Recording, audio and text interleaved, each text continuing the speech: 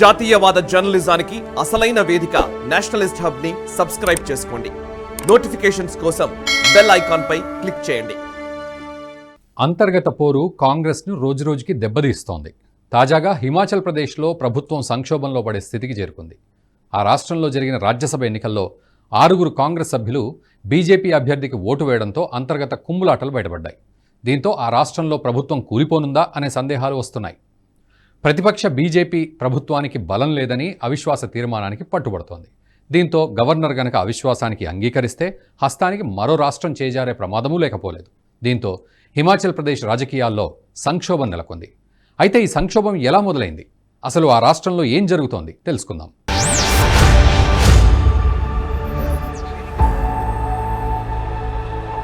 తాజాగా హిమాచల్ ప్రదేశ్లో రాజ్యసభ ఎన్నికలు జరిగాయి.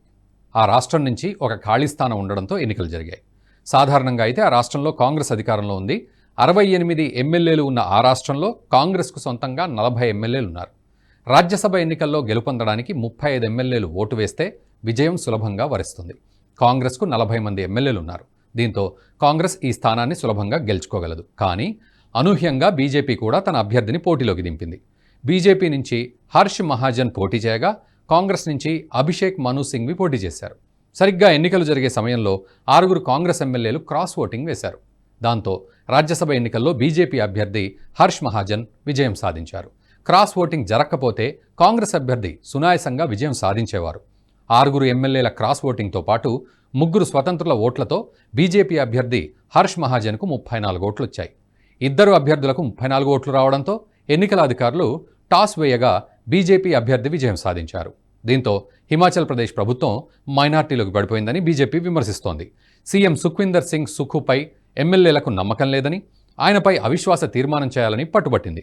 అసెంబ్లీలో ప్రవేశపెట్టిన బడ్జెట్ బిల్లుపై ఓటింగ్ నిర్వహించాలని, అప్పుడే ప్రభుత్వానికి బలం ఉందో లేదో స్పష్టమవుతుంది అని చెప్పింది. అయితే దీనికి స్పీకర్ ఒప్పుకోలేదు. కమలం పార్టీ చెప్పినట్టు కాకుండా బడ్జెట్ బిల్లును మూజువాణి ఓటుతో పాస్ చేస్తామని స్పష్టం చేశారు. అంతేకాదు, ఒకవేళ ఓటింగ్ జరిగినా ప్రమాదం ఉందనే భావనతో స్పీకర్ అప్పటికే 15 మంది బీజేపీ ఎమ్మెల్యేలను అసెంబ్లీ నుంచి సస్పెండ్ చేశారు.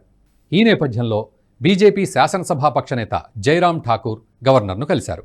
ప్రభుత్వానికి తగిన బలం లేదని, వెంటనే అవిశ్వాస తీర్మానాన్ని ప్రవేశపెట్టేందుకు మార్గం సుగమం చేయాలని కోరారు. దీంతో ప్రస్తుతం అక్కడ సంక్షోభం నెలకొంది. అయితే హిమాచల్ ప్రదేశ్లో ప్రస్తుత పరిస్థితిని చక్కబెట్టేందుకు కాంగ్రెస్ అగ్రనాయకత్వం రంగంలోకి దిగింది. కాంగ్రెస్ అధిష్టానం పార్టీ సీనియర్ నేతలు భూపిందర్ సింగ్ హూడా, డీకే శివకుమార్లను పరిశీలకులుగా నియమించింది.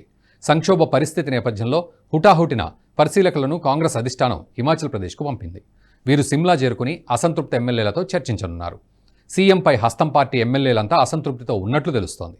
క్రాస్ ఓటింగ్ చేసిన 6 మందితో పాటు దాదాపు 20 మంది వరకు సీఎం తీరుపై అసంతృప్తిగా ఉన్నారు.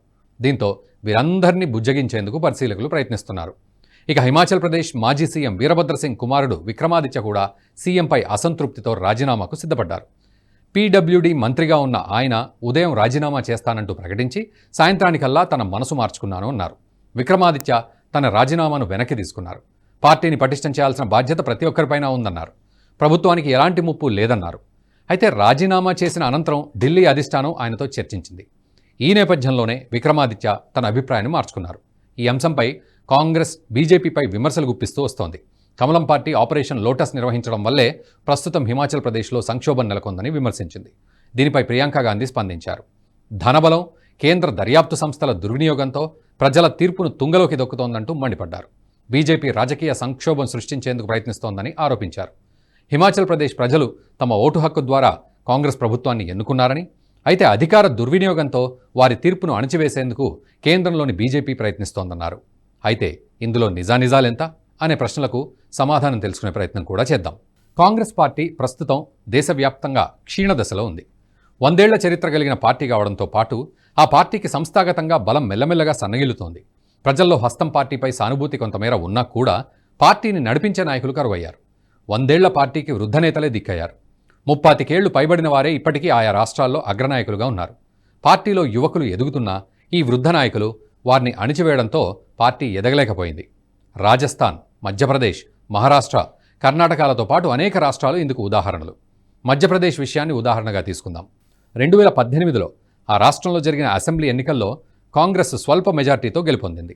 హస్తం పార్టీకి 114 సీట్లు, బీజేపీకి 109, బహుజన్ సమాజ్వాదీ పార్టీకి 2 సీట్లు వచ్చాయి. ఈ క్రమంలో తనకు సీఎం పదవి కావాలని యువనేత జ్యోతిరాదిత్య సింధియా కోరారు. తన కుటుంబంలో సీఎంగా చేసిన వారు ఉన్నారు.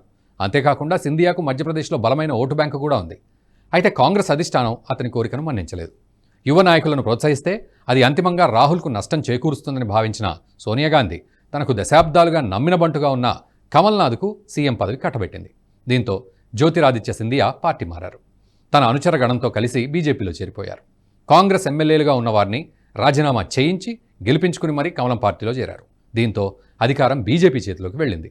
హస్తం పార్టీలో అంతర్గత కుమ్ములాటలను పరిష్కరించడంలో కాంగ్రెస్ అధిష్టానం పూర్తిగా విఫలమవుతూ వస్తోందన్నది వాస్తవం. రాజస్థాన్లో సచిన్ పైలట్ ఎప్పుడెప్పుడు సొంత కుంపటి పెట్టుకుంటాడా అనే అనుమానాలు ఉన్నాయి. అక్కడ కూడా వృద్ధ నేతతో గత ప్రభుత్వంలో పొరాపొచ్చలుండేవి. ఇప్పటికైనా అశోక్ గెహ్లాట్ను తప్పించి తనకు పార్టీ బాధ్యతలు అప్పగించాలని కోరుతున్నారు. ఇక కర్ణాటకలోనూ ఇదే పరిస్థితి. అక్కడ గత ఏడాది కాంగ్రెస్ పార్టీ గెలుపొందగా తనను సీఎం చేయమని డీకే శివకుమార్ పట్టుబట్టారు. కానీ అక్కడ అదే పరిస్థితి. డీకేకు కాకుండా సిద్ధరామయ్యను సీఎం చేయడం, 2.5 ఏళ్ల తర్వాత మారుస్తామని హామీ ఇవ్వడం చేశారు. అయితే 2.5 ఏళ్ల తర్వాత సిద్ధరామయ్య తప్పుకుంటారా అన్నది సందేహం. మరి అక్కడ ఏమాత్రం జాప్యం చేసినా డీకే శివకుమార్ పార్టీని చీల్చే అవకాశం ఉంది.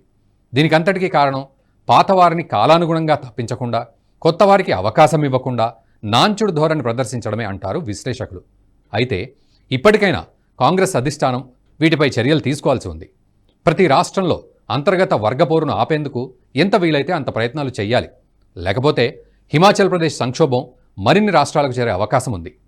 ప్రస్తుతం ఆ రాష్ట్రంలో అసంతృప్త ఎమ్మెల్యేలను బుజ్జగించి ప్రభుత్వాన్ని కాపాడవచ్చు. కానీ ఇప్పటికే కోల్పోయిన రాజ్యసభ సీటును మాత్రం తీసుకురాలేరు కదా.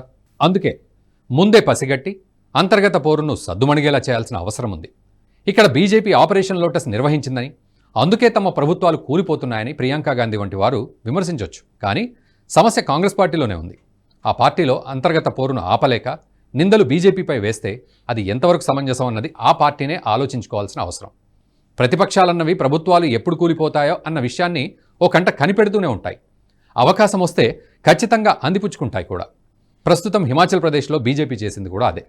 రాజ్యసభ సీటు కోసం 6 ఎమ్మెల్యేలు కలిసి వస్తారని బీజేపీకి తెలియడంతో ఆ సీటును తన ఖాతాలో వేసుకుంది.